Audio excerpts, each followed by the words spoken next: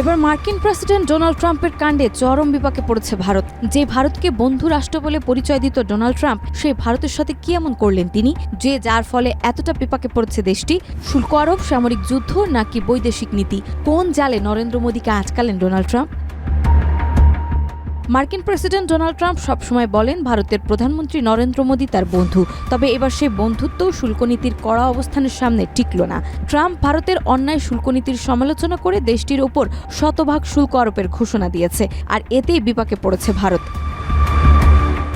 গত ৫ মার্চ কংগ্রেসের যৌথ অধিবেশনে ভাষণ দেওয়ার সময় ট্রাম্পের ভারতের শুল্কনীতিকে অত্যন্ত অন্যায় বলে অভিহিত করেন। এরপর ২ এপ্রিল থেকে ভারতীয় পণ্যের উপর শতভাগ শুল্ক আরোপের ঘোষণা দেন তিনি। হোয়াইট হাউসের মুখপাত্র ক্যারোলাইন লেভিট এই তথ্য নিশ্চিত করেছেন।